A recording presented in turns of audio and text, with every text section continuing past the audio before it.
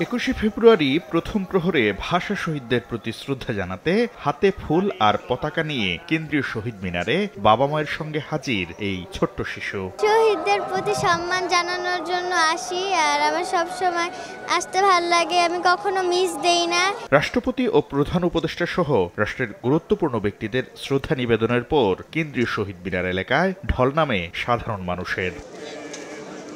পলাশী থেকে সলিমুল্লাহ মুসলিম হল ও জগন্নাথ হল হয়ে শহীদ মিনার প্রাঙ্গণে এসে পৌঁছায় জনতার মিছিল।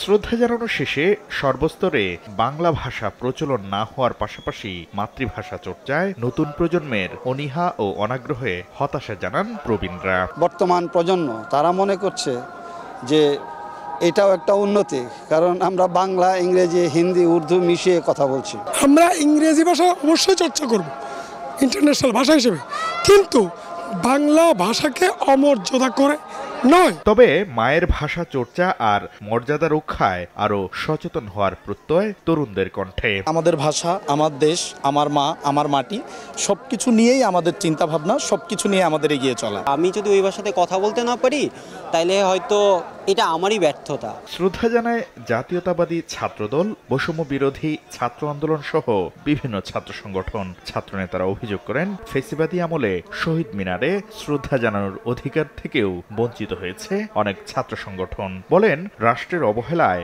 বাংলা ভাষা এখনো পিছিয়ে। বাংলাকে যেভাবে রাষ্ট্রীয় ভাষা ভাবে পৃষ্ঠপোষকতা করার দরকার ছিল, এখনো পর্যন্ত বাংলাদেশ সরকার সেটি করতে সমর্থ হয়নি। দীর্ঘ বছর পর ছাত্রদল সুশৃঙ্খলভাবে সবাইকে নিয়ে আসতে পেরেছি। জুলাই গণঅভ্যুত্থানে আহতদের নিয়ে পুষ্পস্তবক অর্পণ করে জাতীয় নাগরিক কমিটি। শ্রদ্ধা জানায় নাগরিক ঐক্য, বিপ্লবী ওয়ার্কার্স পার্টি ও গণ অধিকার পরিষদ। বিভিন্ন দলের নেতারা বলেন, ভাষা আন্দোলন, স্বাধীনতা ও জুলাই গণঅভ্যুত্থান একই সূত্রে গাঁথা। এই বাংলাদেশে 24-এর অভ্যুত্থানের স্পিরিটকে ধারণ করে 52-71 দ্বারা উজ্জীবিত হয়ে আগামীর বাংলাদেশ তরুণ প্রজন্মের নেতৃত্বে ছাত্র জনতা ঐক্যবদ্ধভাবে গড়বে। 52-র পথ ধরেই 71 হয়েছে।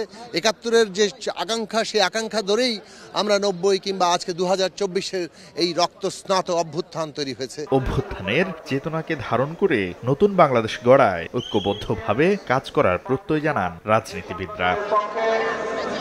শাকির আহমেদ, সময় সংবাদ, ঢাকা।